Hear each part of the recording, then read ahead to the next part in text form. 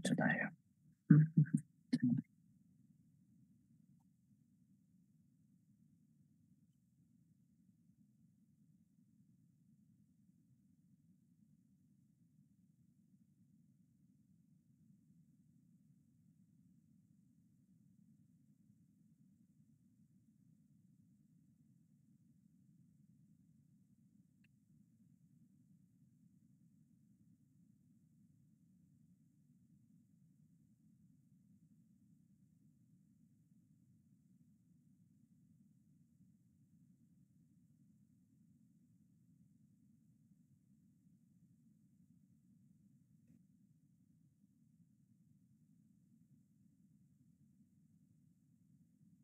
Okay, let me know kung kita na yung PowerPoint.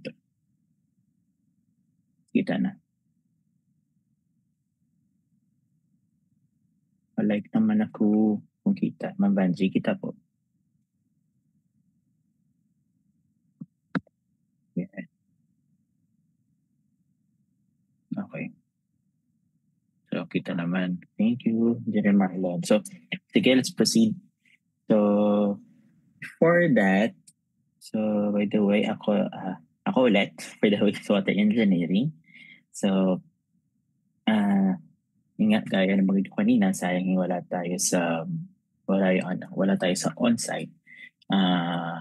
Much okay sana kung doon, tapos sabi may mga discussions tayo na in actual plus computation, pero syempre I'll try na to be paano magagawin ko dito, instead of writing, ita-type ko na lang para at least may guide tayo doon sa direction na para makita natin or come up tayo doon sa answer na hinahanap sa mga problems. Okay? So again, good afternoon. So I will be presenting the Module 4. Yes, Module 4, if not mistaken, the primary treatment for the wastewater engineering. So recap tayo for the past 2 modules. Past 3 modules. First one is the wastewater engineering introduction, which is held by Engineer Jarek, Sir Jarek, and discuss. Module 2 and 3, yours truly, for the quality and quantity. So, not mistaken, nandito yung mga description, what do you call this, yung madalas natin marinig na rotten or decay, yung sinasabi ko last time na difference ng dalawa, plus, and other sample computations. Then the third one, or the module 3, is the preliminary, wherein ito yung binabanggit ko last time na separation of solids and solid and liquid wastewater kapag pumapasok na sa SPT. So, ito yung term na si solid is yung pwede pang portion na i-recycle or pwede pang mapakinabangan. While on the other hand, for the liquid is, ito na yung process of wherein, maliwanag mo sa background ko, sorry. Ayan. Wherein, dito sa liquid portion, ito na yung portion na despite na hindi siya purely liquid yung suspended solids, ito na yung portion na dumadaan na sa process na from preliminary up to the time na dumaan sa tertiary treatment before discharging in the receiving bodies of water. And at the same time, yung mga solids pa rin na natitreat na dumadaan sa sludge treatment na pwedeng for disposal and pwede pang magamit as soil conditioner for some mga palayan, etc. So before then with that, proceed na tayo sa module 4, which is the primary treatment. So ito na yung portion na kung saan na dito na yung process na may portion ng sedimentation, flocculation, etc. So, proceed na tayo doon sa portion na yun. Okay? Okay. Ano laman ng module 4 natin? So, the outline of presentation is the objective of primary treatment. So, nabigay lang ako papyo kanina is more on sedimentation, flocculation, etc. Meron pa yan. Then, types of settling and another or some sample problems. So recall ko lang din siyempre ng mga yung previous board exam ko rin, despite na hindi namin masyadong nagamit yung part ng yung natutunan namin from Bachelor of Science hanggang sa review and refresher ng when it comes to wastewater. Pero we are confident enough na equip kami despite na ang lumabas dun sa board exam is more in Jabix. But ganyan sabi ko is kayang-kaya namin kasi naging maganda yung background namin with the help of our previous professors and even yung mga kasama ko rin sa lectures. So yun. Plus na rin yung lahat kami is may mga experience on the wastewater industry as well. So yeah. Okay. Let's proceed. Okay. For the primary... okay. Sorry. Yes. Check if naka-ano pa rin ba? Naka-slideshow or ano? Slideshow naman.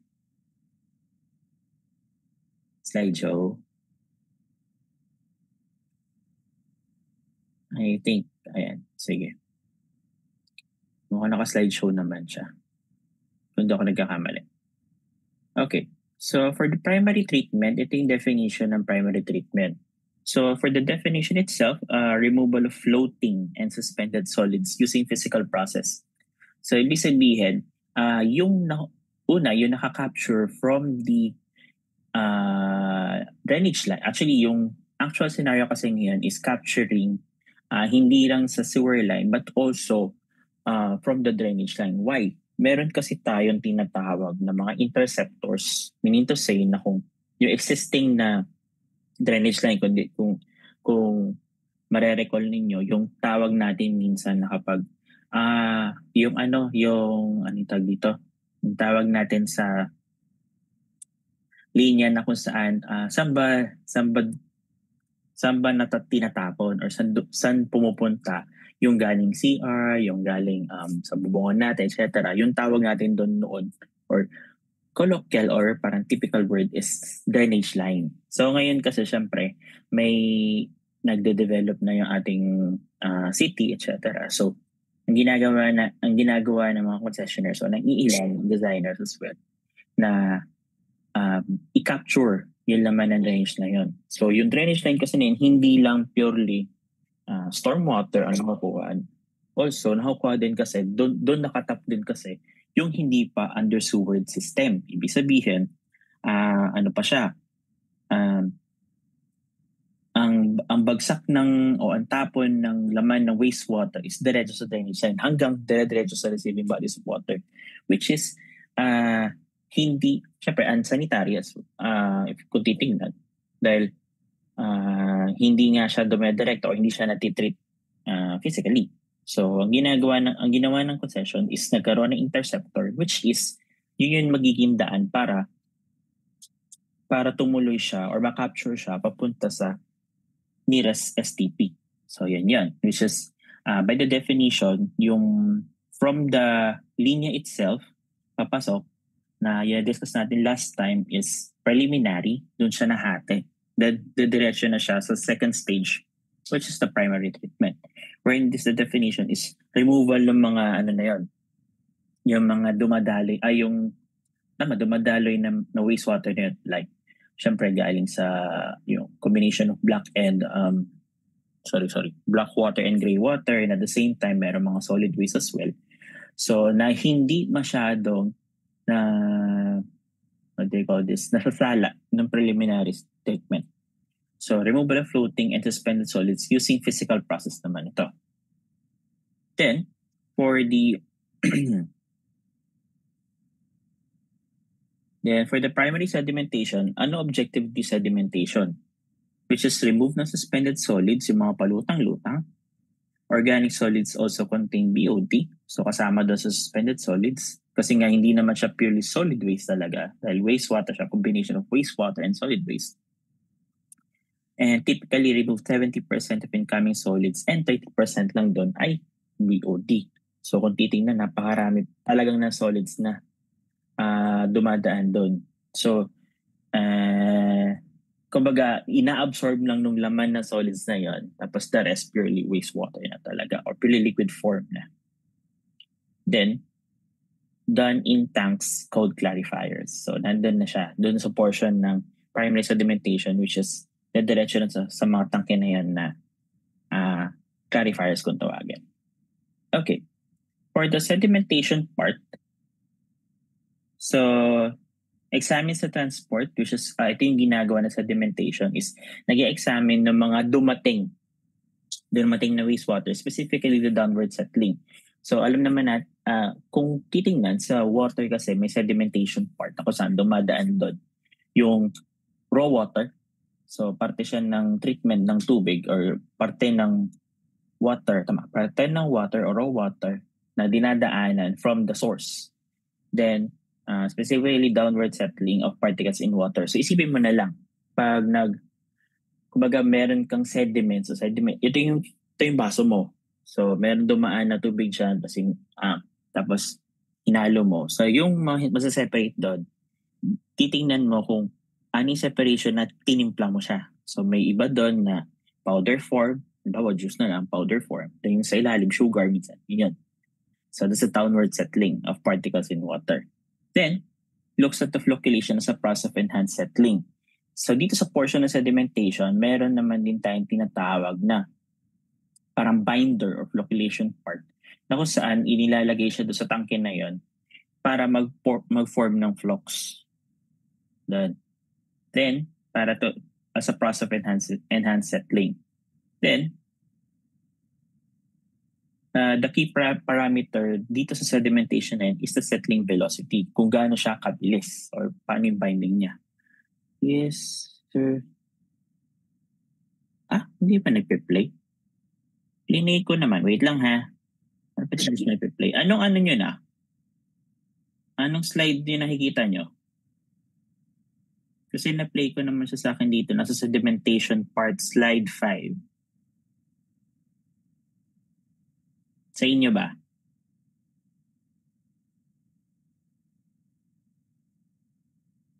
Saglit. Stop share muna ako. Ulitin ko ulit.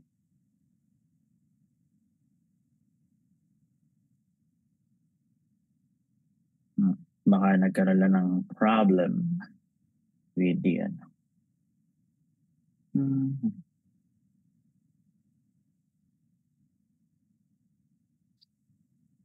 Ito, kita? Buo na? Buo na siya? Yun. Ayun, yung kanina nga hindi. Sorry. Sorry guys, sige. Pero clear, as much as possible, nagbibigay ako ng para paano ba, i-imagine ninyo. So parang ganun, kumbaga, typical scenario lang ng kung paano yung process ng sedimentation. Okay? So let's proceed. So the key parameters dito sa portion ng sedimentation is settling velocity. Sabihin, paano siya kabilis bumaba o settling portion niya. So it determines how fast particle will settle and thus gaano karami. So may tinatawag na residence time, for example, which is treatment systems require. Okay? So applications is peat, sand, and silt removal sa sedimentation part, removal din ng suspended solids, removal ng mga chemically coagulated flock, ibig sabihin, yung pinagamitan mo na halimbawa is pagpasok ng wastewater, mismo binder ka.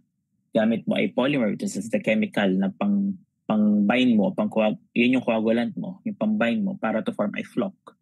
So, dito rin yon, portion din na sedimentation na yun, na kung saan yung mabigat na portion na yun dahil na-bind na ng polymer is yun na siya, babagsak na lang siya kusa. Then, biological flock removal in activated sludge, ibig sabihin walang nilagay na kahit ano, kusa na lang siyang babagsak due to settling time or residence time na tinatawag. Then lastly, humus removal in tripping filters. So I think or I mean, I think or I know familiar kayo sa portion na technique filters yung parang umiikot lang. Umiikot lang siya ng malaking ganyan, tapos parang mahalo, ikot na pa ganun, dahan-dahan. Those are trickle filters. So type of settling sa ganyan is classification is based on concentration of the particles and the ability of particles to interact.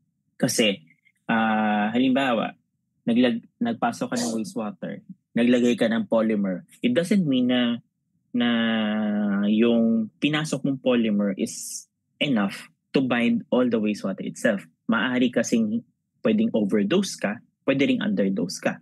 Meaning to say, kapag underdose, hindi lahat mababind mo. So, ibig sabihin, yung ibang suspended solids mo pwedeng mag-overflow or dumiretso lang sa susunod na stage because hindi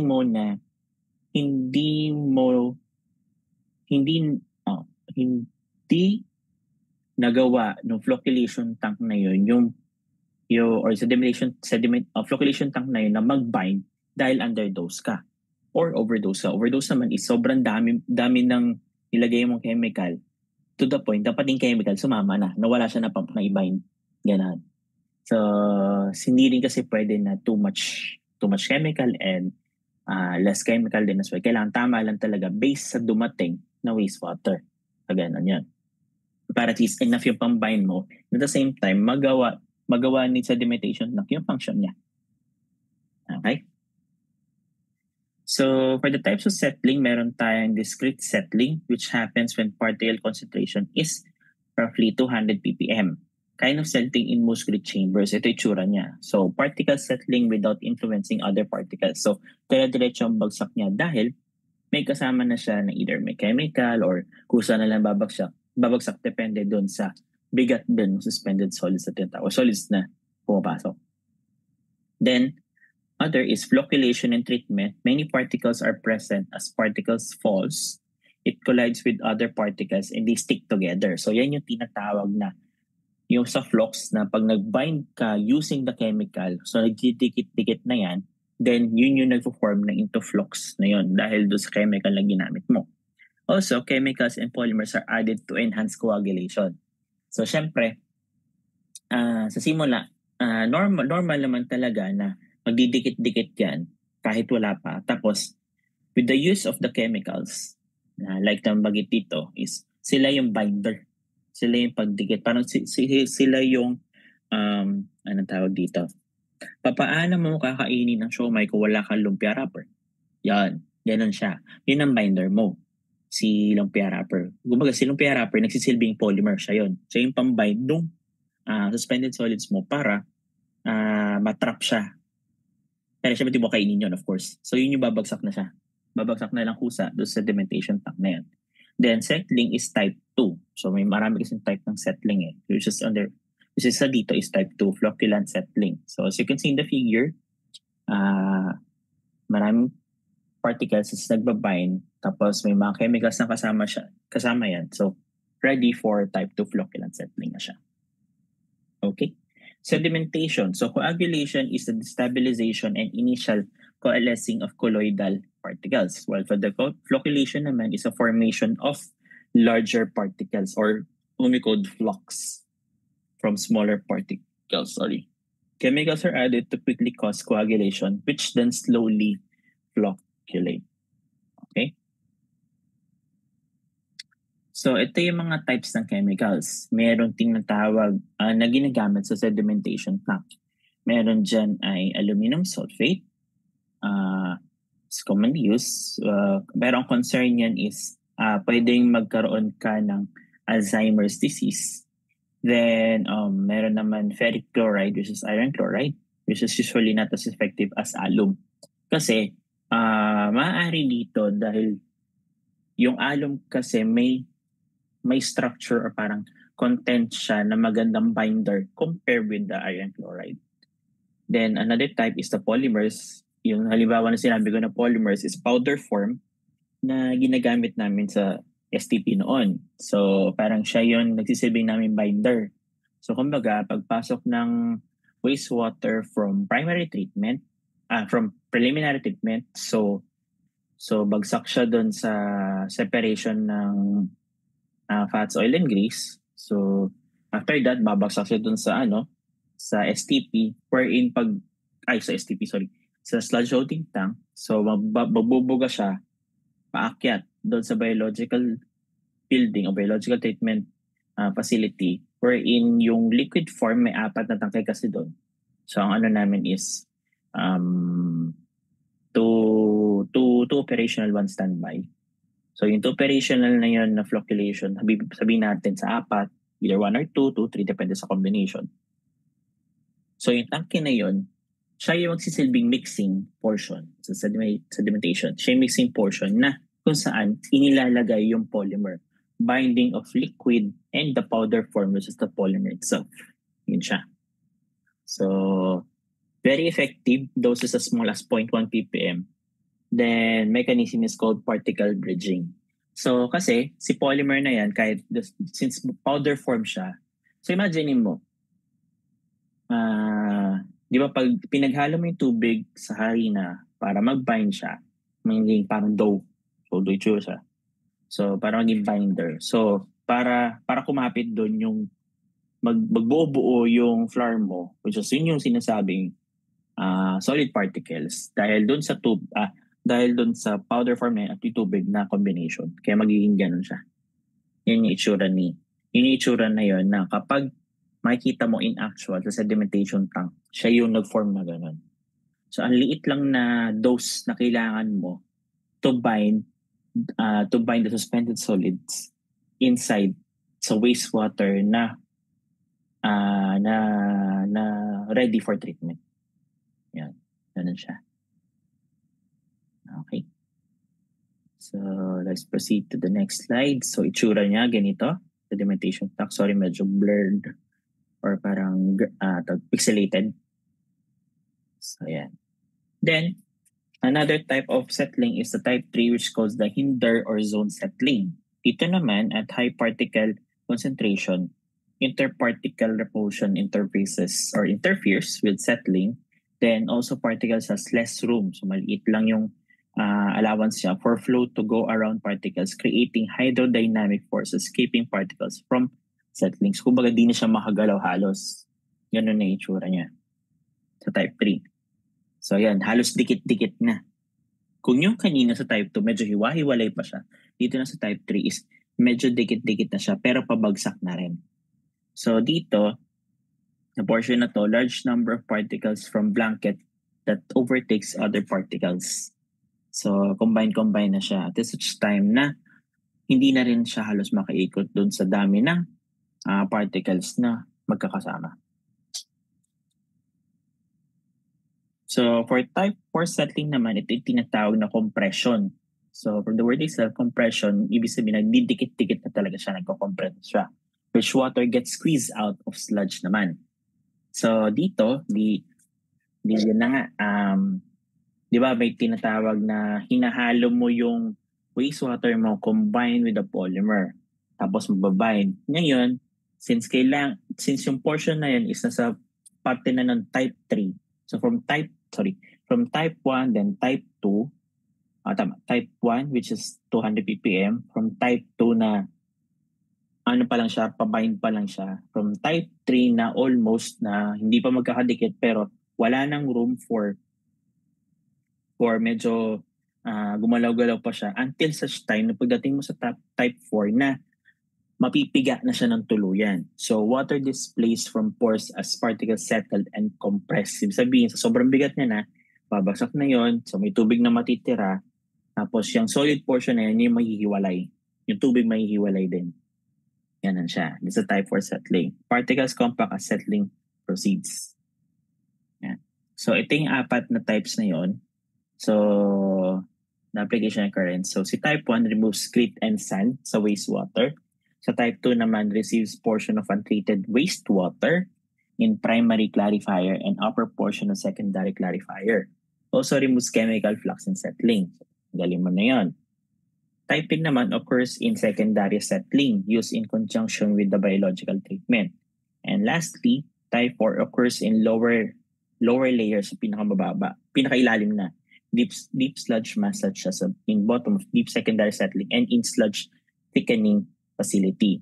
So sa sludge thickening facility, di ba, kumbaga sinasabi niyan, ganito yan eh. Level 1, level 2, level 3, level 4. So level 1, parang pinaka-scam layer, tanggal. Level 2, meron kayong untreated, tatanggalin mo na rin yun. So ready for treatment na rin siya. Pero kasama na yung chemical flux na binder mo. Sa type 3 naman, secondary settling used in conjunction with biological treatment. While doon sa pang-apat, yung pinakailalim, ready na siya for sludge thickening. Ibig sabihin, separation na siya ng tubig sa solids mo na yung napiga mo na yon, yung liquid, another treatment na naman, tapos yung solid naman ready for sludge disposal or sludge treatment itself, sludge treatment, then after the disposal. Yan siya. So iba-iba rin yung portion ng sedimentation tank o itsura. May tinatawag ang mga typical tank shapes. Merong rectangular and meron square tanks. Sa rectangular, ito yung usually have chain drive scrapers o may mga pangsala, ay pangtanggal sa ibabaw to bring sludge to withdrawal through a tank bottom. May mga scrapers yan. Typically, 3 meters depth or deep. For water treatment naman, then better hydraulic characteristic thus less short circuiting.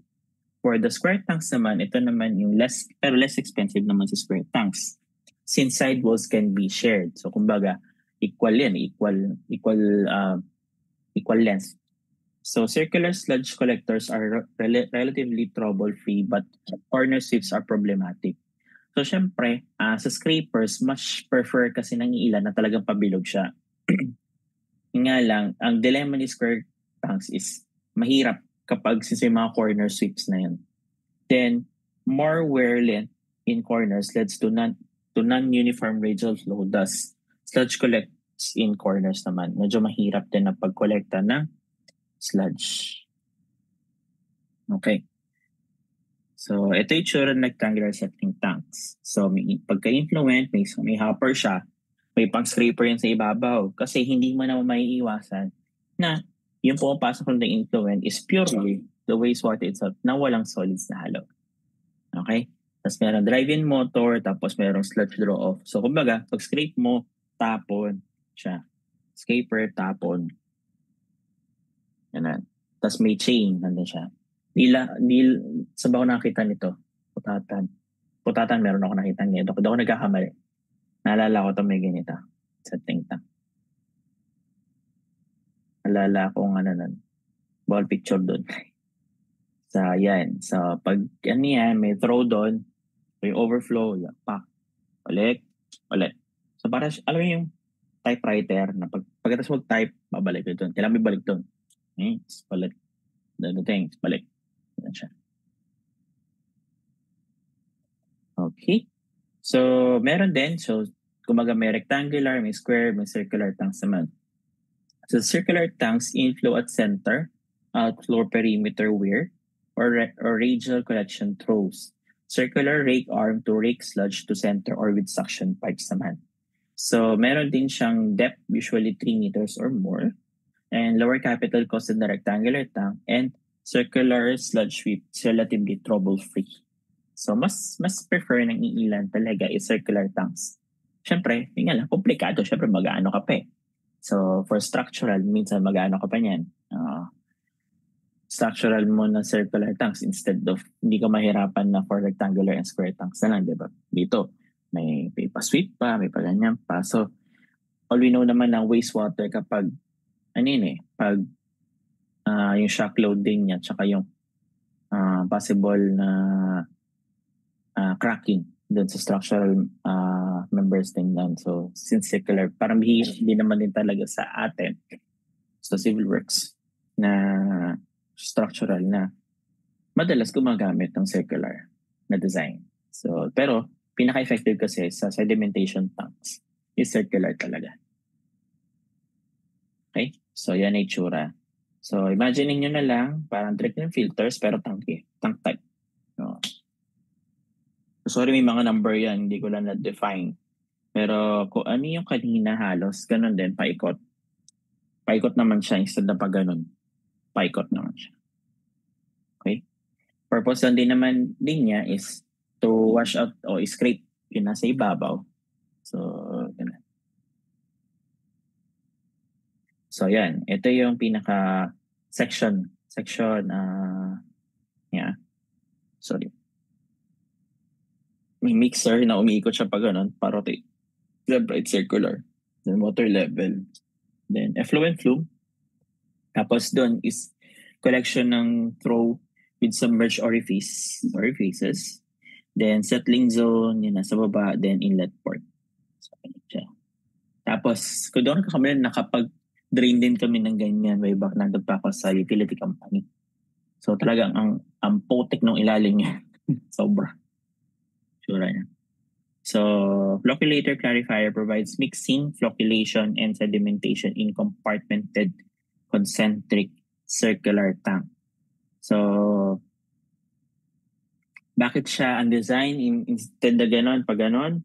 Para magkaroon ng gravity at meron kang tinatawag na pit sa ilalim na kung saan pwede mong tanggalin yung or mag-slide down yung mga debris or para maliliit na putik dyan sa portion na yun at tanggalin manually.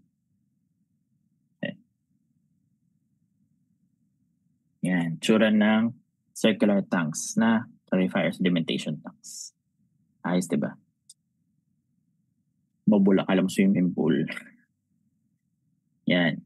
So, proceed tayo sa design factors na kinoconsider. So, nandyan yung detention time, nandyan din si surface overflow rate, at nandyan din si wear overflow rate. So, tingnan natin. Actually, si detention time, kung ano yung tagal na ini-stay niya sa mismong sedimentation tank. While for the surface overflow naman, ito naman yung cubic meters per day per square meter na sinasakop niya sa mismong tangke. Whether it's rectangular, square, or circular. Depends on the settling velocity.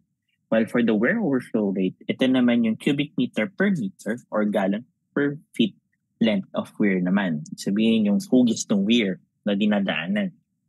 So, yung rectangular, square, or circular. So the higher the weir overflow rate, the more influence the outlet zone can have on the sedimentation zone. So high, tutawagin. Okay? So let's see the typical designs sa mga, depende sa type ng tank.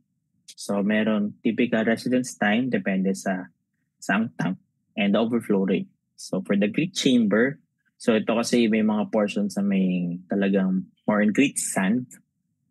So ang residence time lang dyan is 0.75 or to 1.5 hour with an overflow rate of 60 cubic meter per meter second. Sorry. Then, primary clarifier naman is ganun din, tumataas isa't kalahating oras hanggang 2.5 oras na may overflow na na 30 to 50. So as you can see, doon sa table, as time goes by na dumediretso, nakasiris yan grid, primary, secondary, and secondary clarifier. Tumatagal yung residence time niya, pero yung overflow rate niya, ay tumataas yung residence time, pero yung overflow rate niya bumababa. Sabihin, pabawas ng pabawas. Tumatagal yung pag-stack, pero bumabagal yung overflow. Kasi paubos na rin na halos ang paubos.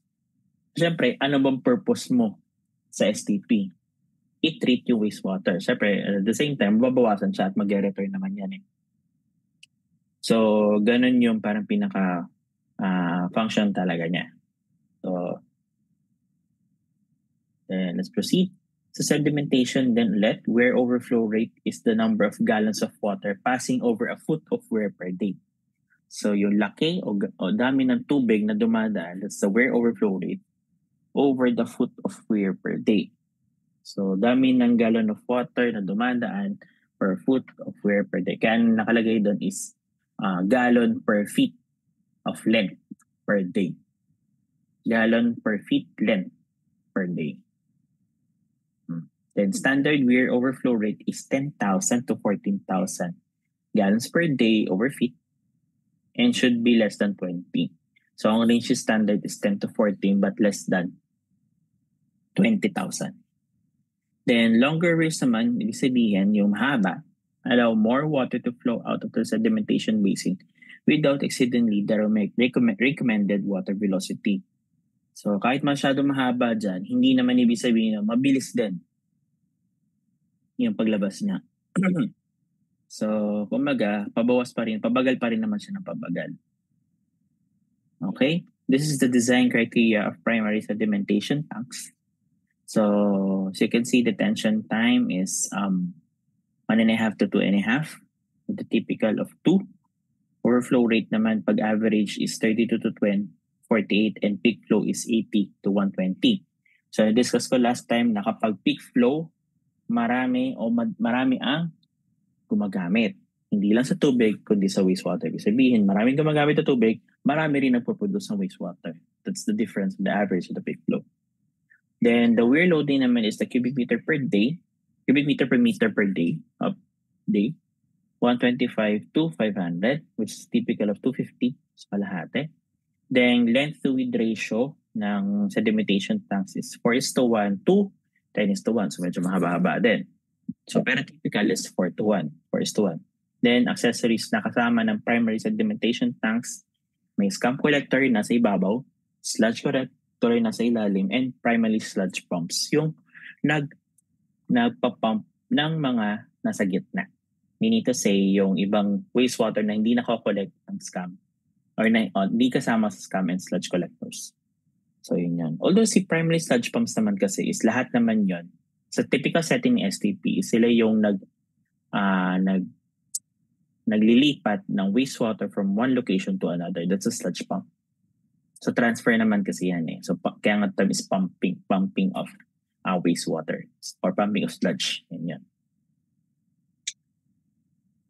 So this is the flow patterns in the sedimentation tank. Meron yung may 4 na klase. For A, it's a good design, which is blotted distribution baffle. For B naman is meron dead space. Ibig sabihin, sa gilid lang siya. So effect of density flow or thermal stratification. So may portion na mabigat, medyo portion din na mababaw. Due to the fact na yung A kasi may baffle wall, yung sa B wala. So may dead space. So pare-pare sila ng BCD. Yun yung difference sila dahil wala yung blotted distribution ng baffle wall. Ibig sabihin, walang taga-distribute or pag hindi isang bagsakan yung pagbulusok ng wastewater.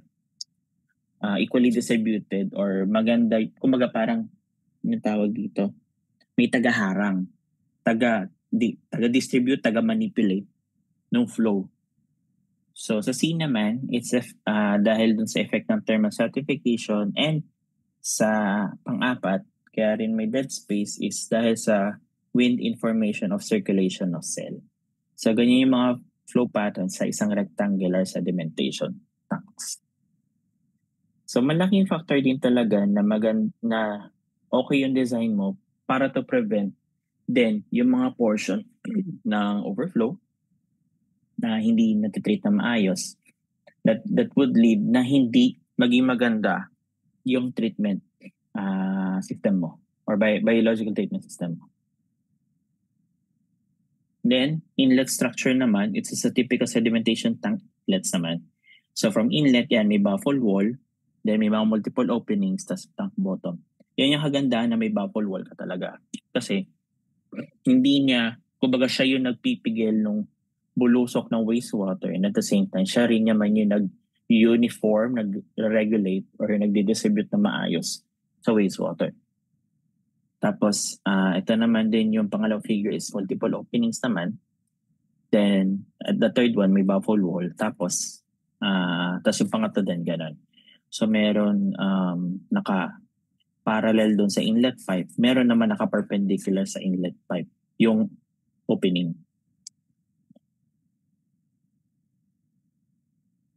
So, outlet structures naman, ito naman yung effluent structures are designed to do the following. So, provide uniform distribution of flow sa isang malaking area. Kasi nga, hindi ka naman pwedeng marami rin masyadong effluent or outlet. So, ito yung nag-uniform or uniformly distribution of flow. Tapos, nag-minimize ng lifting of particles and their escape into the effluent. Kasi effluent din yan. Then it also reduces the floating matter from escaping it to the effluent. So, mapapansin mo kung ano yung laki ng influent mo. Halimbawa na lang, sa septic tank, kung ano yung laki ng influent mo, yun din laki na effluent mo. Meaning effluent na outlet, inlet outlet. Same lang din siya. Bakit? Ito yung mga portions na yun. For uniform, for minimize, and to reduce. Yan, tatlong yan. Kasi, ang pangit din naman sa design na yung isa maliit tapos kung gusto mo maubos lahat, lalakihan mo yung dulo. It's nonsense din dahil nga hindi may uniform yun.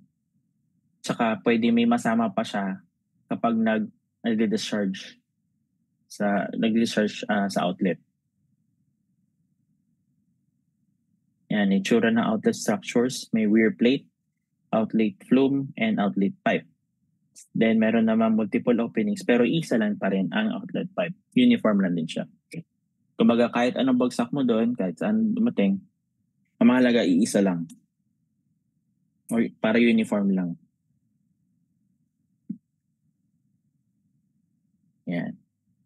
Diba? Sludge removal. So ito naman yung pag tinanggal mo yun nasa pinakailalim. Yan, that's a sludge removal. So, punta tayo sa primary treatment sample problems. Pero, yan muna natin lahat to. Process control calculations, surface loading rate, surface settling rate and surface overflow rate, weir overflow rate, weir loading rate, or weir loading rate, biosolids pumping, percent total solids, BODNS removal. Yan. Yan yung mga kasama or parang kinoconsider during the computation of process control calculations ng primary treatment. Lahat yan. Key points. So, tandaan, percent removal sa primary qualifier, kapag SS, 90 to 95% ang nawawala or natatanggal. Suspended solids naman, 40 to 60%. So, pares pala SS yan, sorry. Settleable solids is 90 to 95. Suspended solids is 40 to 60%, while the BOD is 25 to 35%. Lang. Tandaan. Then, expected range for primary clarifier, ang detention time is 1 to 3 hours. Then, surface loading or settling rate of 600 to 1,200 gallons per day per square feet. And with merong weir overflow rate na 10,000 to 20,000 gallons per day. Gallons per day per feet. Okay. So, sige. Break tayo saglit. Kasi ano na tayo? Nasa computations tayo actually. Tapos, combination yan ng discussion of problems and may seatwork. Mag-seatwork kayo ha. So, pero maganda dyan, mamaya, i-flash ko yung screen. Tapos, so, kumbaga yung ginawa natin last time for preliminary treatment na computation. So, sample computation muna ako, then, kayo nang gagawa ng mga succeeding. Okay? So, magbibigay din ako ng link sa dulo na kung saan sasagutin niyo yung mga problems na nandoon at papasa kayo. Susulat niyo sa papel. Okay? Actually, hindi rin yan. Pero susulat niyo rin sa papel yun. Papasa niyo yun doon. Okay? So, break muna tayo. Balik tayo ng 6:30 siguro. Break time muna tayo. 13 minutes. Mga 30 to 15 minutes. 6:30 balik tayo. Okay? Sige. So, hindi ko nasa-stop share to ha. Ito pa rin siya para magdiretso tayo sa problem number 1 pagkabalik ng 6:30. Okay? Bathroom. Sige, let's proceed. So, punta tayo sa sample number 1. So, dito, sa topic is the surface loading rate computation for the surface loading rate or settling rate. So, the number of gallons of wastewater passing over 1 square foot of tank per day. So, Circular settling tank has a diameter of 120 feet. If the flow of the unit is 45 million gallons per day, what is the surface loading rate in gallons per day per feet square? Okay. So, dito, yung hinahanap natin is surface loading rate. Ito yung unit which is gallons per day per feet square. Tapos, given na meron tayong diameter of 120 feet and a flow. So, meron kang diameter D, and meron kang unit na or flow na may 4.5 million gallons per day. So, ganito gawin natin. So, computein mo na, ano tayo ng, wait lang, wala ako. Yan. Paano ba ito?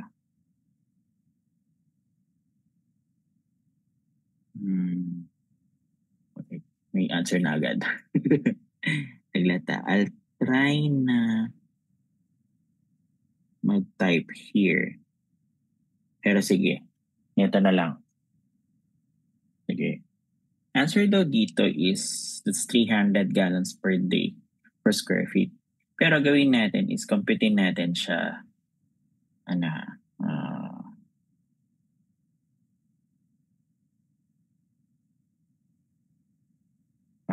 pangat mag-isulat ko ito. Pero well, tingnan natin.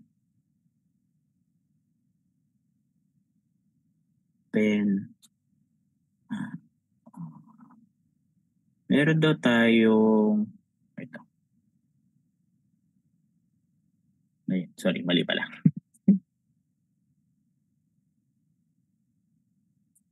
Ayan.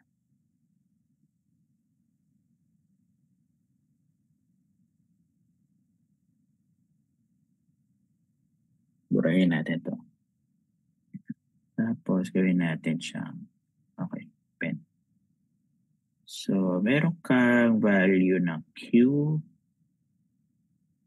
which is equals to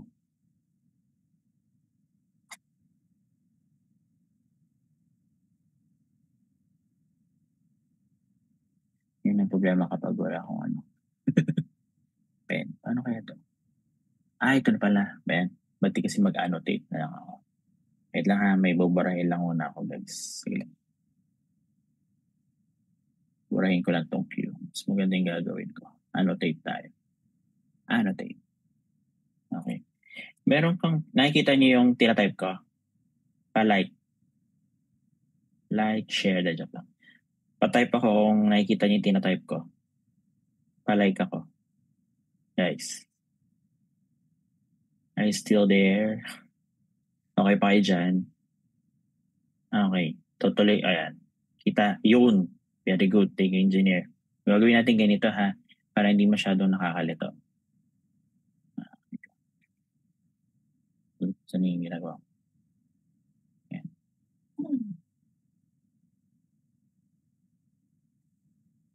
Wait.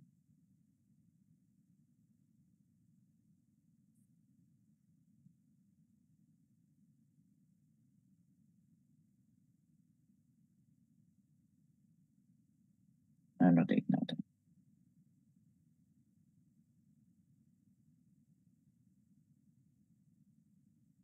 Meron kang Q na 4.5 million gallons per day.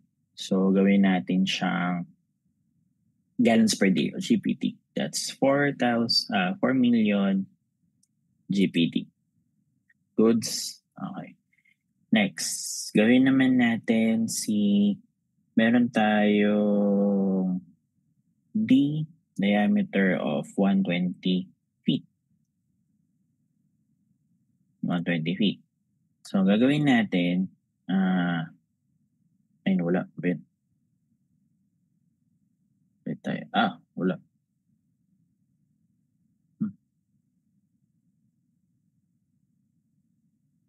Yeah, 120 feet.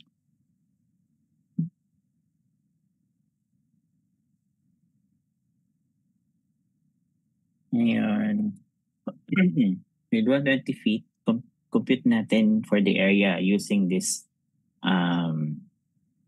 given. So area of a since circular settling siya, settling tank. So should be, asan na ba yung pi dito? Wait lang guys ha. Hanapin ko lang yung pi. Pero sige, gawin ka na lang. Ganito ha, parang sa ano lang. Parang sa Excel lang. Pi over 4 multiply by the raised to 2. Okay, sa inyo yan ha. So, gawin natin, it's pi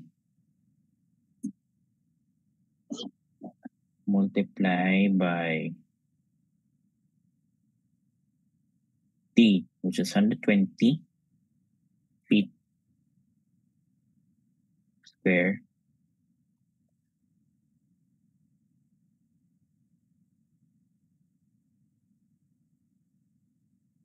yan, 120 feet square. Then, multiply ba natin ng 0.25 or we are saying 1 over 4. Ilan naman yan eh, 0.25 or 1 over 4 or 0.25. So,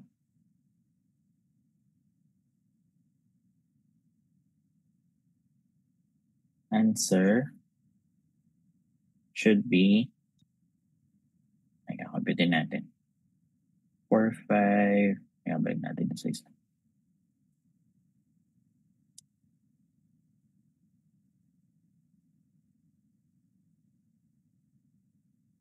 That's 3.398 GPD.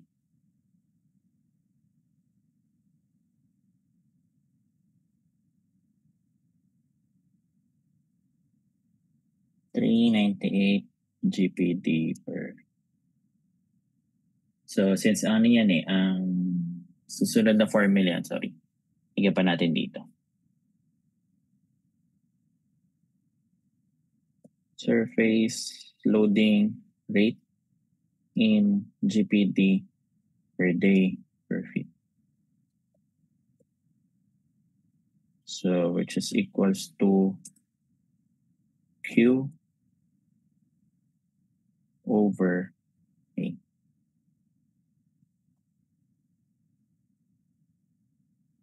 Flow versus area ng circular settling.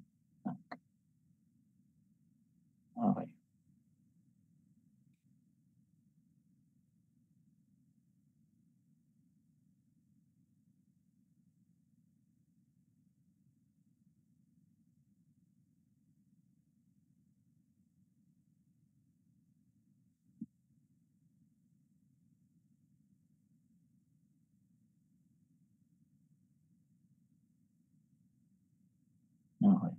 Sige, pwede yung sulat to or picturean to para reference nyo dun sa example number 2.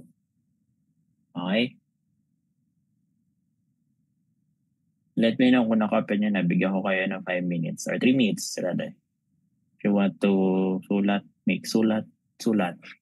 Picture, screenshot. Ay bahala. Okay?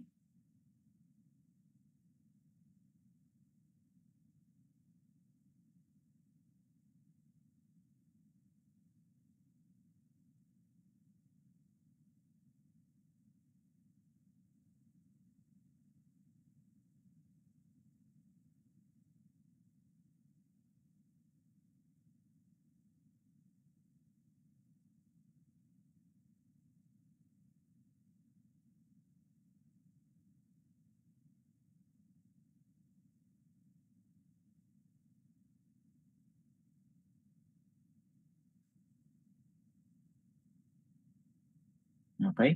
I think ng 640, lipat ko na.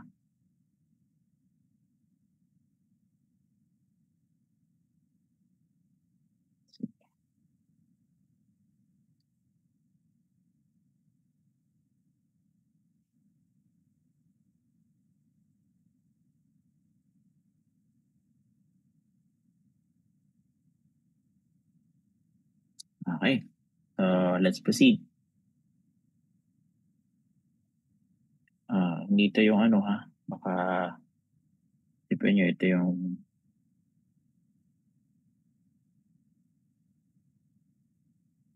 okay. So for seat work number 2, so a circular clarifier has a diameter 50 feet. If the primary effluent flow is 2,150 GPD, what is the surface overflow rate in GPD per square feet? Okay, so guys, pa-compute ulit.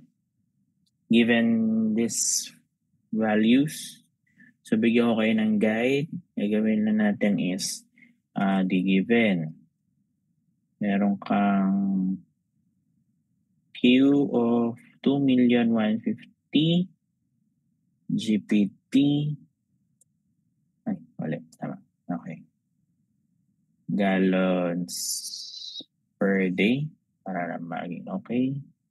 Then with diameter of 50 feet. So, find surface overflow rate in gallons per day per square feet. Okay. So, again, excuse me.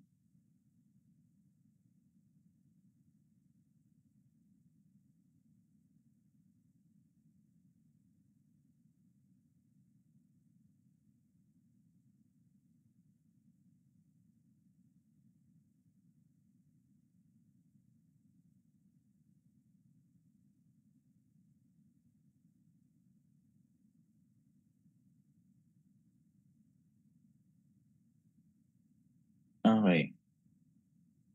Ay. Sige. So, mabilis ang mata, makukuha yung sagot. Pero ano sagot nyo? Excuse me, sorry. Ano sagot nyo guys for the number 2?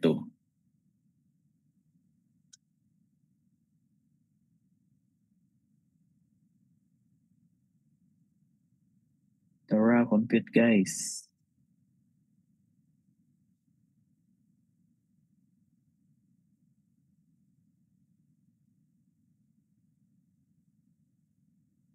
Wala. Yan.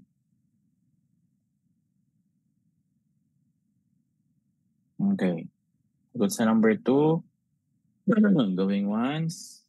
Going twice. Okay. Sige. Ito na lang. Bago ko ibigay yung answer, compute na, yan natin yung formula. So, para makuha mo yung area, kailangan mo ulit si pi over 4, actually yan, over 4 multiply by d square. So, gawin natin pi over 4 multiply by 50 feet square.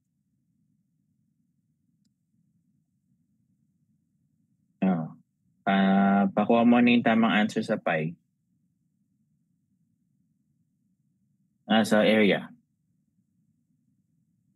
Okay.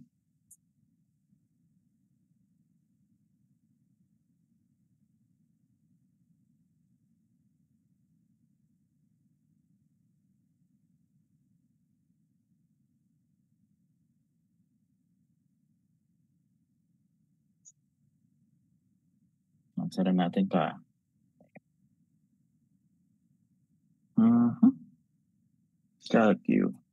Calculator. Okay. Pi times 0.25 times 50 times 50. Okay. It's 9963.5. That's square feet. Punta naman tayo sa ano. So surface flow is Q over area. It's flow over area. So that's 2150 gallons per day divided by 1963.5. So answer for this one is it's 50 divided by 1963.5. Okay, answer is 1094.98 GPD per SQFT. Sorry, square feet.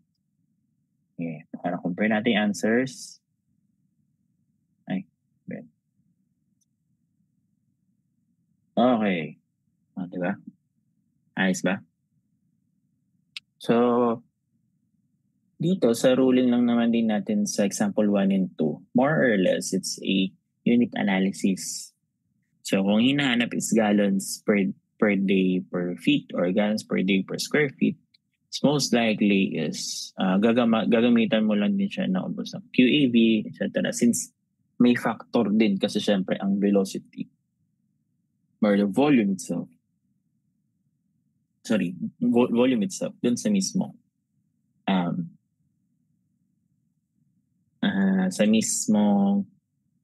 Velocity itself sa mismong flow. Dahil nga surface flow, overflow rate. So may rate na tinatawag. Okay? So number 3, seat work. Hopefully, you could give me the answer for number 3. And I think, same din. Ganito rin ang gagawin. So, compute mo lang, may Q ka na, may dimension ka na ng basin, hanapin mo lang yung area. Since sedimentation basin, it's a rectangular basin. So, hanapin mo lang yung pinaka area niya. Then, sundan mo ulit to. Most likely, ang answer natin dito is around, para magkaroon lang kayo na idea, 1 million divided by 1/8. So it's around 833 if I'm not mistaken per square feet. So yeah, that's for the seat work number 3. So for number 4, so wear overflow rate, ito naman yung amount of water leaving the settling tank. So ibig sabihin may pinasok ka, kung yung kanina sinasabi dito is si surface load is the number of gallons of water passing over a square foot of tank. So yung pumapasok. Pumapasok tapos lumalabas din. Number of gallons of wastewater passing over 1 square foot of tank per day. While for the wear overflow rate naman or wear loading rate, ito naman yung amount of water leaving the settling tank per linear foot. Sabihin yung dumanda na sa weir, bumabiyahe na siya. Linear foot of water in gallons per day per feet. So dito, meron kang circular settling tank of 80 feet in diameter and nasa weir along its circumference. The effluent flow rate is 2.75 million gallons per day. Ano yung weir overflow rate in gallons per day per foot? So, doon ulit tayo sa computation. Okay. Nag-i-ulit tayo. Given, para mas madali, given of Q to 750 gallons per day. Then we have a diameter of 80 feet. So it's a circular tank. Circular satellite tank. Tapos ang hinahanap ay find the weir overflow rate in gallons per day per foot. Okay. So, hanapin natin since may diameter ka, dahil syempre ibabaw diameter lang yan, kailangan mong i-cover yung pinaka-wear mo. So, with that, you need to first find circumference. Circumference. Bakit circumference? Kasi wear overflow rate, hindi naman buo yan eh. Yung makukuha mo eh. Dadaanan mo eh. Nakalagay dito is tank per linear foot. So yung dadaanan lang palabas. So it's circumference ang kailangan. So the formula for this one, since it's circular, it's pi t multiplied by d. So with that,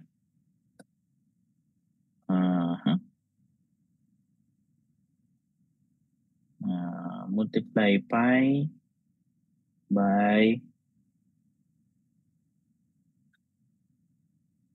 80. So answer for this one is pi d. Lagyan natin pi d para for the appreciation of all pi d. It's 251.327. Okay. Oops. Wait, nasa na annotation ko. So, hanap ulit tayo. So, for the wear overflow rate naman, rate is Q, which is 2,750 gallons per day over 251.327 feet. So, answer for this one is 2,750. No. 2,750, 2.75 million gallons divided by the 5 times 80. So that's that's 10,941.9 GPD per foot. Okay. Check for the answers. Ay, close. Answer. Actually, it's 47. So most likely, ang ginamit niya dito ay lahat ng numbers. Or 3.27 lang. Try ko yung 3.27. 2,750 divided by 251.3. No, 327. Okay. Actually, it's around 341, not 947. That's 941. So the answer for number 4 is 10,941.9, not 947. GPD for feet or foot. Okay? Yan. Para, ayan, mas ma-appreciate nyo. Picturean nyo to. I give you 5 minutes. 3 to 5 minutes para to check, to sulat and picturean, screenshot, etc.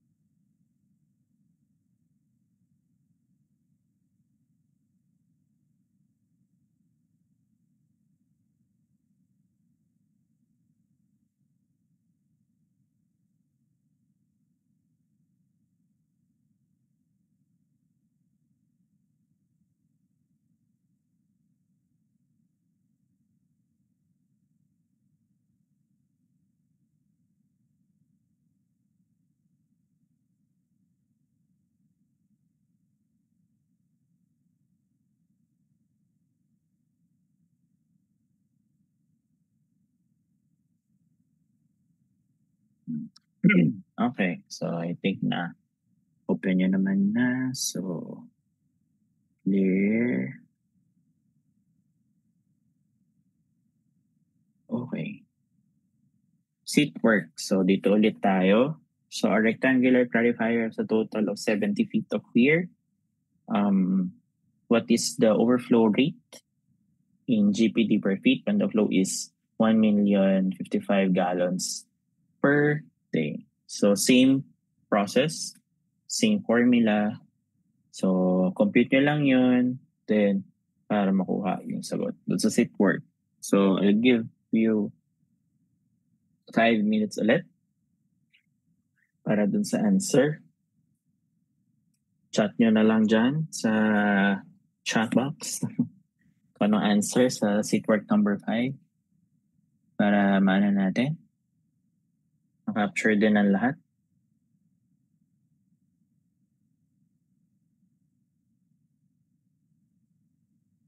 So, hopefully may nagpo-compute. Kasi for sure, yung ibibigay kong link later, mag-answer din kayo. And 10, 15. Sige, thank you, engineer. So, let's compute then also. Pero seat work ito. So, basta susulat nyo lang yung computation para at least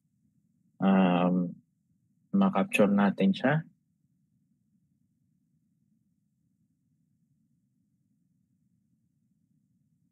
Mhm. Mhm.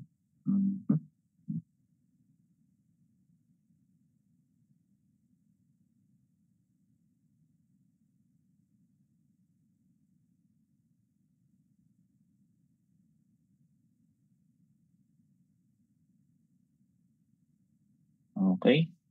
So, sige. Answer. Okay, thank you, engineer. Sige, teka lang. Stop share natin. Tingnan natin kung ano sagot.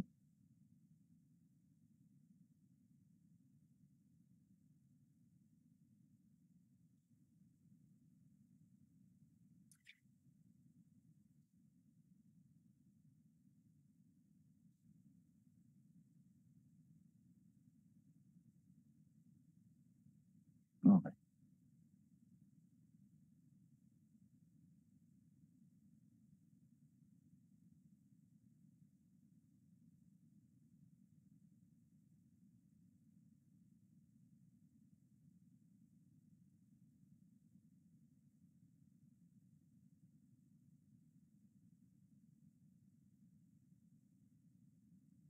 Sige. Basta iparte ito na seat work nyo dun sa link. So, kumbaga, isusulat nyo siya, then picture. Mamaya papakita ko sa inyo. Paano yan. Okay? Sige. So, let's proceed. Iba-iba ang sagot natin. Okay. Sige. Sige. Proceed tayo sa seat work then also number 6. So, biosolids pumping. So, the quantity of solids and volatile solids removed from the sedimentation tank. Ibig sabihin, ito yung sinasabing napigana. Since sinasabi biosolids pumping, the quantity of solids and volatile solids removed from the sedimentation tank. So, di ba? Sabi ko kanina, bind gamit si polymer, bind yung mismong suspended solids or the wastewater itself, tapos babagsak siya. Ngayon, itong portion na to, ito yung kinukuha para sa biosolids pumping for biosolids or sludge treatment na tinatawag. Now, ito yung biosolids na yan. So, parang ito na yung portion na kung saan idadry mo na siya, idadamos sa ganitong process, etc. Para at least pag hinol, ready na siya for soil conditioner. So sabi dito, itong problem in our seat work, a biosolids pump operates 30 minutes per hour. So the pump delivers 25 gallons or gallon per minute of biosolids. Laboratory tests indicate that the biosolids are 5.3% and 68% volatile matter. How many pounds of volatile matter transferred from the settling tank to digester? To digester, assume 24-hour period.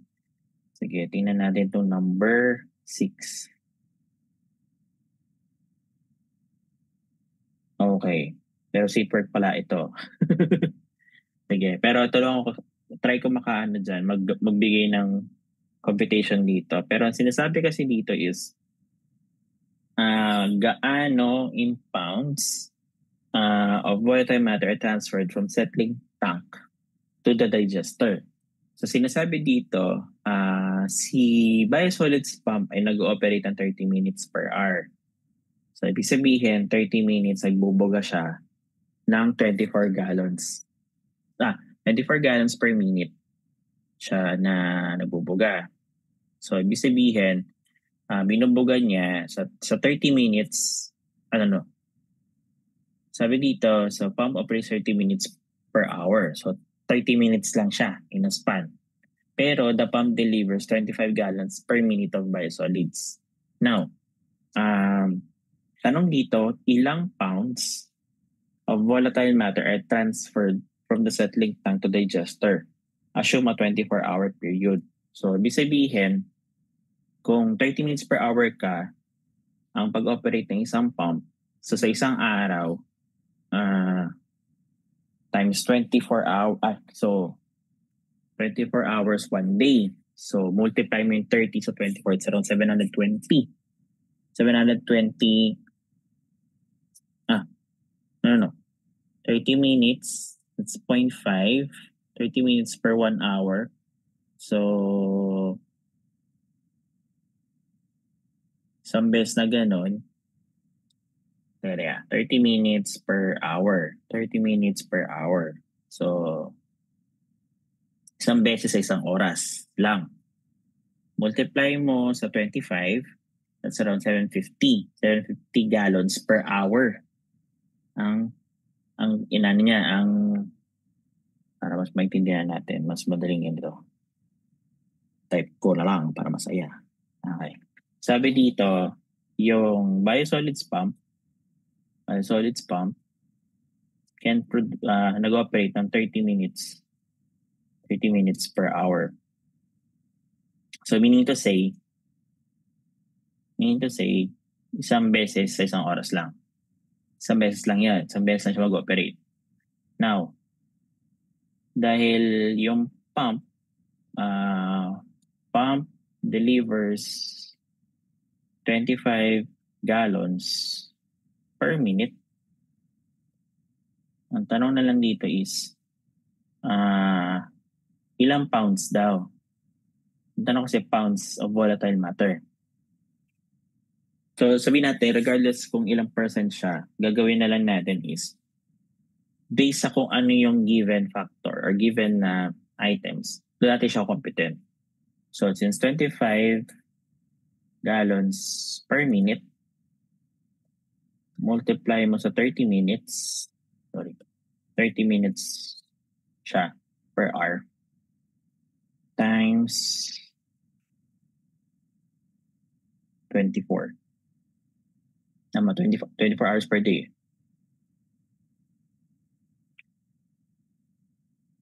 Okay. Ano compute dito? Actually, wala itong binigay sa akin na computation, pero I'll try na yan na siya, i-guess siya kung tama yung pagkakaintindi ko dito.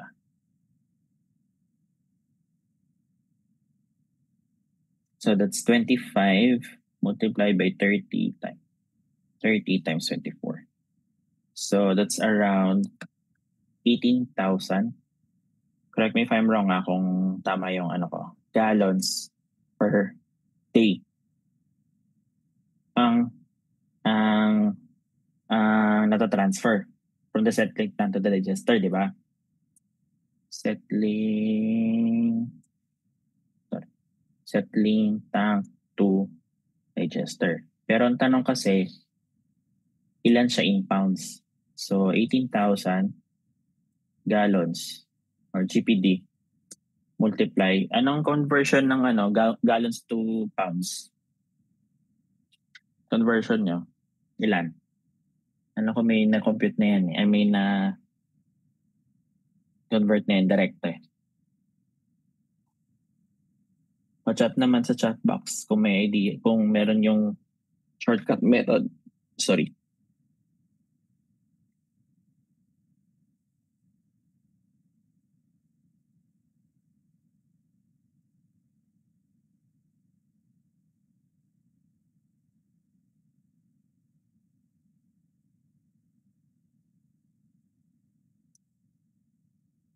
Forcing.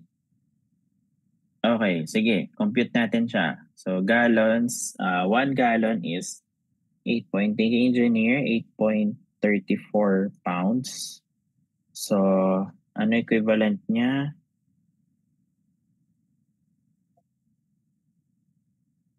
So, ilan? Ilan ang total natin? 18,000 multiplied by 8.34 pounds. So, that's 150, 120 pounds siya in total.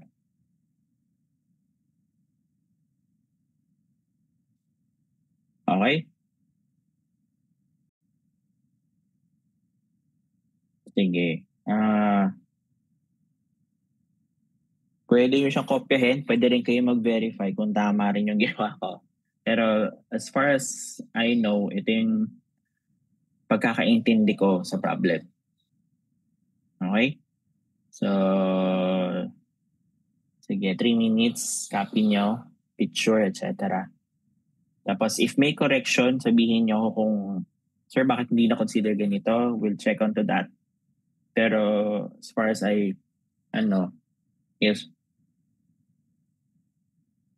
transfer, ang tingin ko kasi transfer lang. Kumbaga, for me, hindi ko na sinama yung 68%. Kumbaga ito as a whole, ito yung transfer niya. Now, if you want to check the content na ilan si solids, ilan si volatile matter, multiply nyo na lang sa percent na under 5.3 and under 68%. So, para makita nyo kung ano yung hatian nung na-pump na yun. This is based on my interpretation sa problem. Okay? So,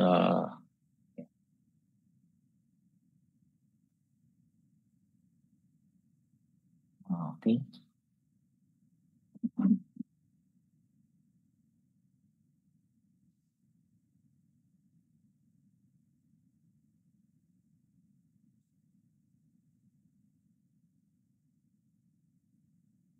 Sige. So, I think proceed tayo. Meron pa tayo 2 to 3 slides ng problem. Then, pwede na tayo mag-ano.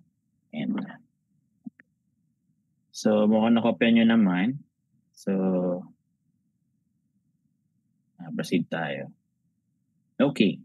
For number 7, wait lang. Ulit. For number 7, actually, may clarification lang din ako dito sa 7. Pero, computin natin.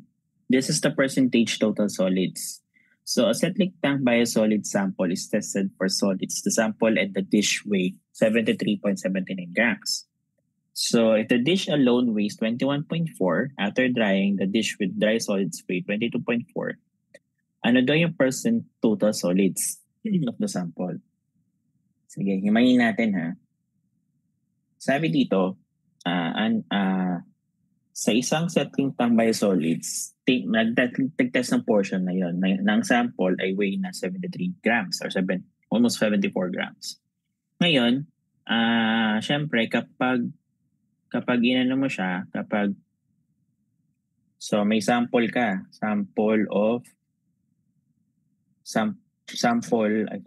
sample plus dish, which is equivalent to 73.79 grams. Meron kang dish lang, alone, which is equivalent to 21.4 grams only. Tapos, after drying, ang weigh na niya is 22.4 grams na lang. Now, the question is find the percentage total solids na mismong sample. That's the question. Ngayon, compute tayo. So, may given na, actually ito ako na-confuse eh. May given ka na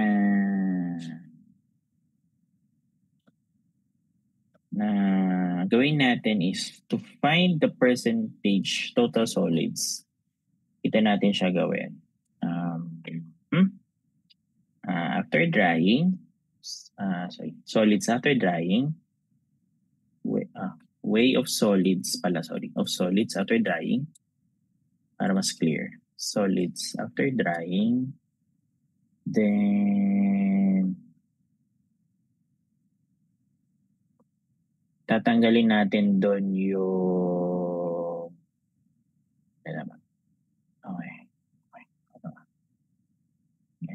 tatanggalin natin doon yung dish alone para matira yung dry solids over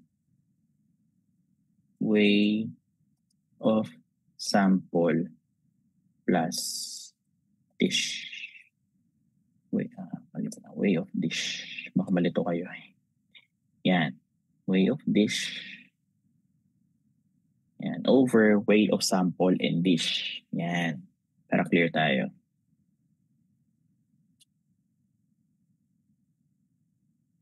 Yan. Now, way of solids after drying is 22.4 grams. Deducted to 24 grams of dish alone. So, doon, pag dineduct mo siya, ang matitira mo na lang ay dry solids na lang. So, over way ng mismong sample plus dish na hindi pa nadadry o basta kumuha lang ng sample. Sorry. Yan. So, 22.4 minus 21.4, it's around 1. Hindi around 1. 1 talaga. That's 1 gram. Over 73.79 grams. Then, answer for this one is is 1 over 73.79. It's around 0.01355 or equivalent to 1.35 36%. So, kindly check kung yon kasi ang nakalagay dito na answer is 1.91. But for me, since sinundan natin yung way ng pagkakaintindi natin dito sa problem. So, we've come up with the answer na 1.36%. Kindly check if tama yung naging solution dito. Or I mean, the answer. Sorry. So, kayo, ano answer ninyo? Tama ba? Pares pa tayo or what? Or something?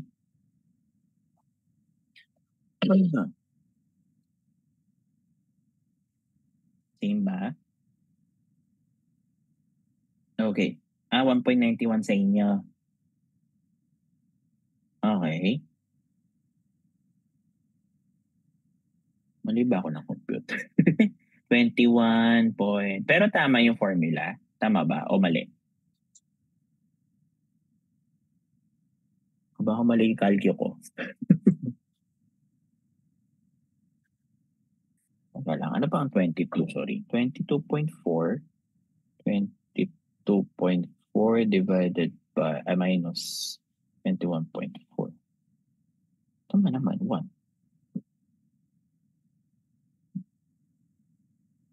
May dish 0.73. So deducted pa ng dish. Tama? Okay, I forgot. Sige. Tama. So, may kulang nga. May kulang nga ako. Tama. May kulang nga. Kasi i-deduct mo pa yung dish eh. Sample plus dish. Pero nakalagay kasi dito, sample and dish weight 73. So, magde-deduct ka ba para sample na lang yung matira? Tama.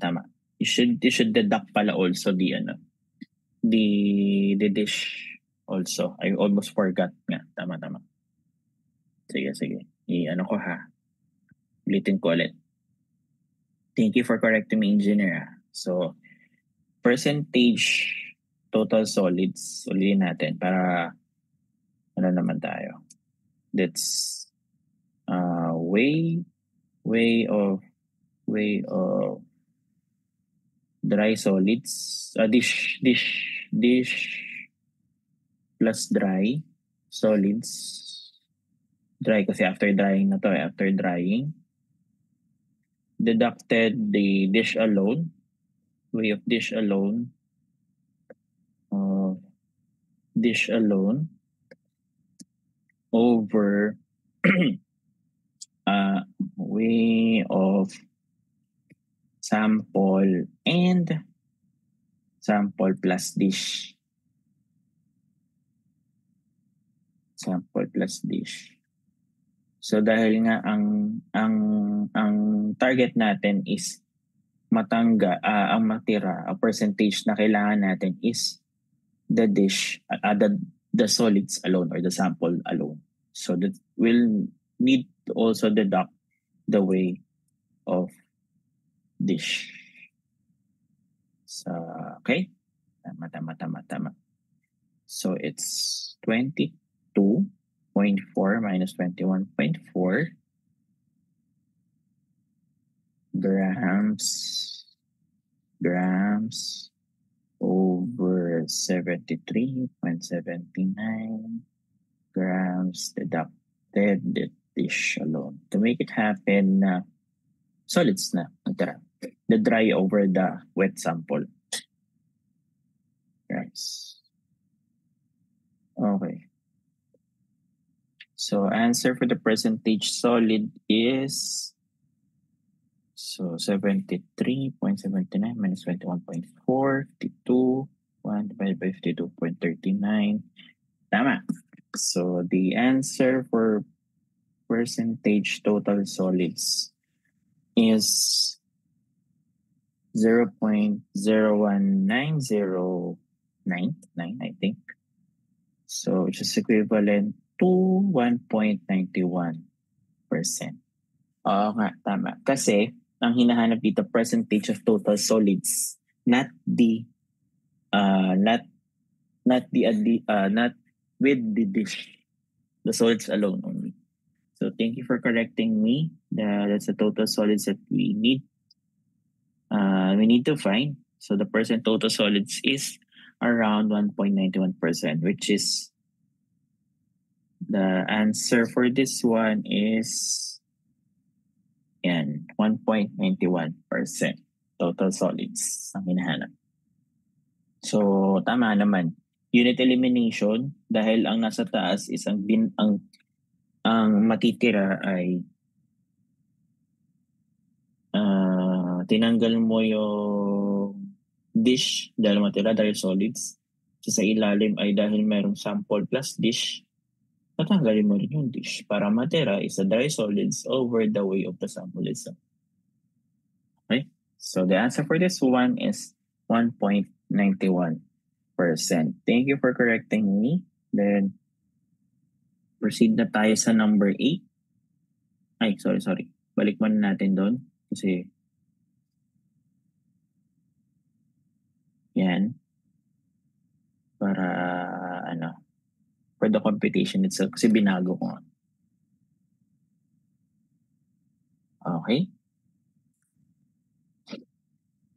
5 minutes again. Ulit. 3 to 5 minutes.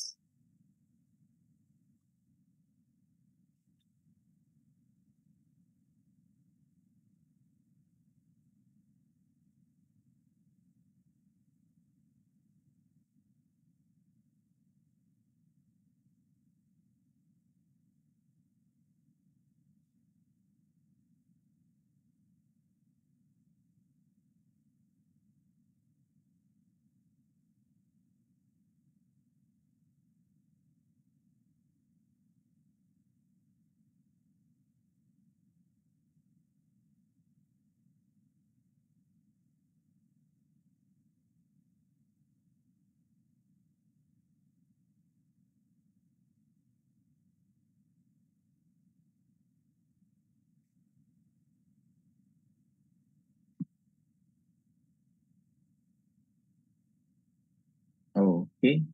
Tingin ko naman na screenshot or kopya, etc. So, proceed tayo sa next problem, which is, I think ito na yung last. Hindi ko nagkakamali. So, BOD and excess removal. So, biological oxygen demand and suspended solids removal. So, dito, na ito yung problem. If a 120 ppm or milligram per liter suspended solids are removed by a primary clarifier, so ibig sabihin yung mga lumulutang-lutang doon, ganito daw yung karami yung pwede ma-deduct o ma-remove sa clarifier. Ilan daw pounds per day na suspended solids ang mare-remove when the flow is 6,250,000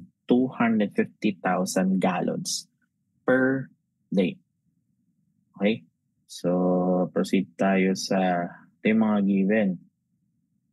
Meron kang 120 mg per L suspended solids. Then,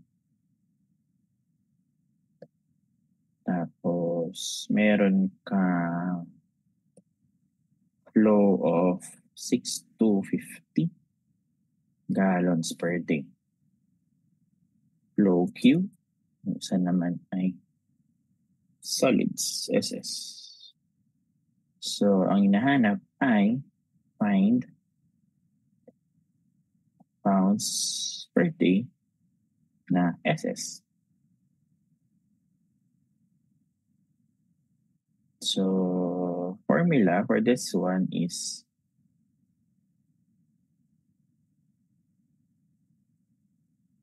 gagawin natin ay compute. So, multiply natin na compute for the pounds per day na SS is equals to 120 na ppm multiply mo sa 6,250 na gallons. Sorry. Yan, per day. Ang tanong ay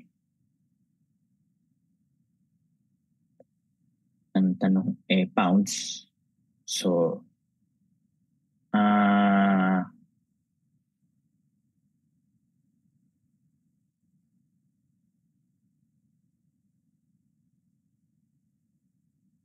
convert guys. Conversion, lahat-lahat into pounds per day. So, kailangan natin i-convert yung isang portion na yung gallons to pounds. Ay, tama. Tama. Kasi meron pang milligram eh. So, meron pang liters. The mga conversion guys, give me the ano tawag dito? The value or value for the conversion.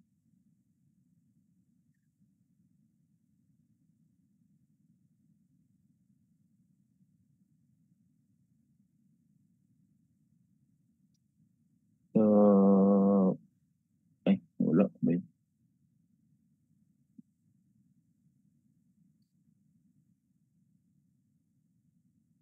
Ano kinocompute ko na wala? Here is the edit part.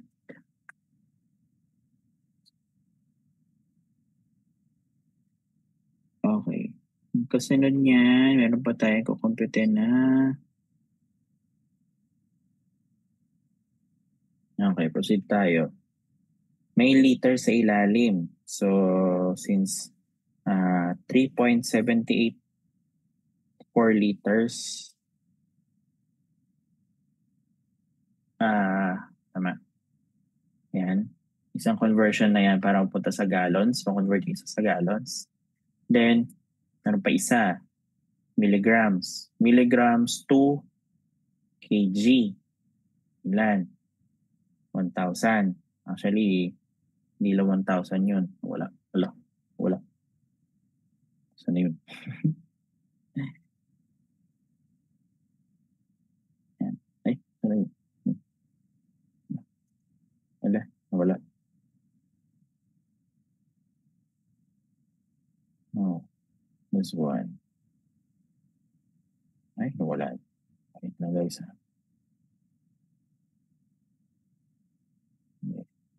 Tatay ko na dire-diretso na dito. Pounds per day ng SS. So, it's 120 milligrams per liter. Multiply mo sa 6,250 gallons per day. Hindi, ganyan na lang para di nakakalito. Multiply mo sa 3.78 something liters per tama. Kasi para mag-convert sa gallons. Tapos multiply mo yung isa pa na 1 million. Oh, no. That's 1 million to milligram para maging kilogram. Then, multiply mo pa siya ng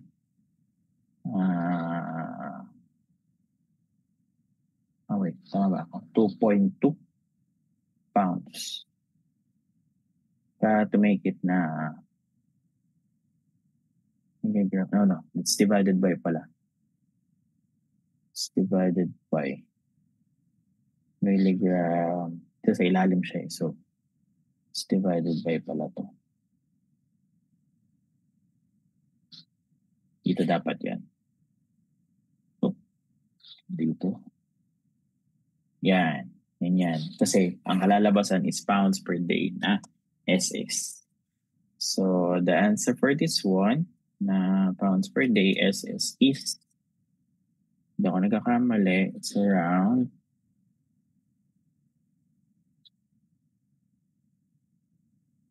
yan, tama ako. Yun. That's 6,255 pounds per day. Actually, equals yun na yun sa kabila. Hindi ko na nalagyan.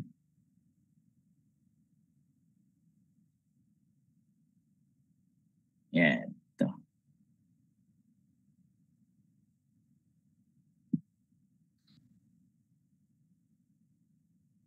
Yan.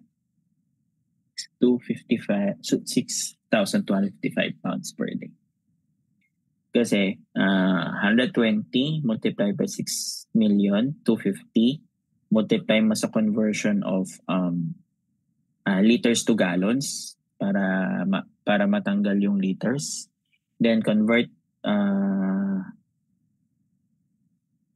milligram to kg, then kg to pounds. So, ganun siya. Okay? So, pares pa tayo ng sagot, guys. Hopefully, nag-answer kayo.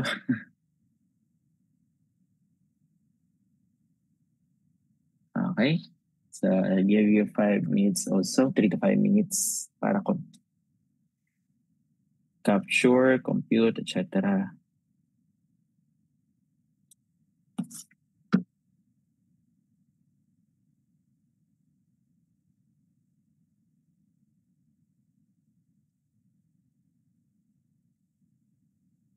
Okay. So, mukhang nakuha nyo naman na. I mean, na-capture nyo na. So, proceed tayo sa last slide, which is seat work siya actually. Ano din?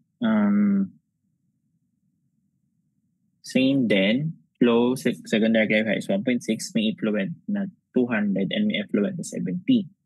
Ngayon, ilan daw yung na-remove daily? So, usually, i-deduct mo lang to. Tapos, multiply mo lang sa flow. Then, convert mo na siya since pounds per day siya. Okay? Now, meron ako dito na yan, yung kanina mga seat work. I'll give you the link. Tapos, ano nyo na lang siya. I-click nyo siya.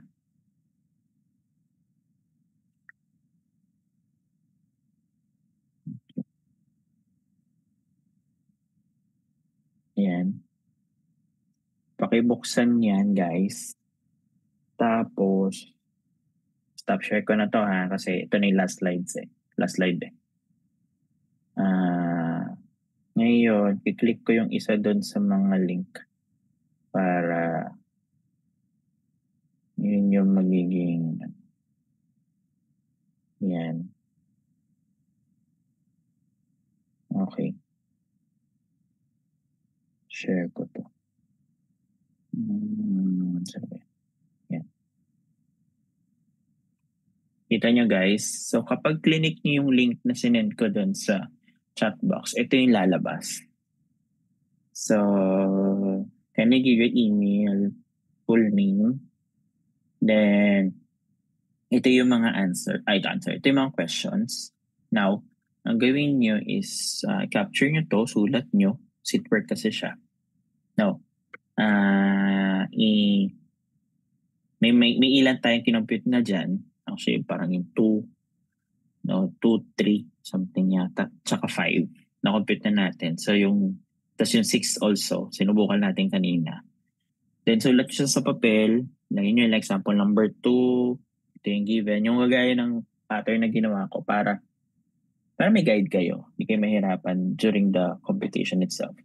Then, picturean nyo siya. Upload nyo dito. Send nyo. Okay? Sige. So, ano ba? Ma'am, pwede akong pa-share yung link dun sa Messenger kasi wala akong Messenger dito. Okay lang. Ma'am Banjay. Makikisuyo na lang ako yung link na binigay na nandito sa sa chat box. Paki-send na lang sa GC sa Messenger para doon na sila mag-upload. Pag picture upload agad yun. Pwede yan. Okay, Ma'am Banjay. Makikisuyo na lang po.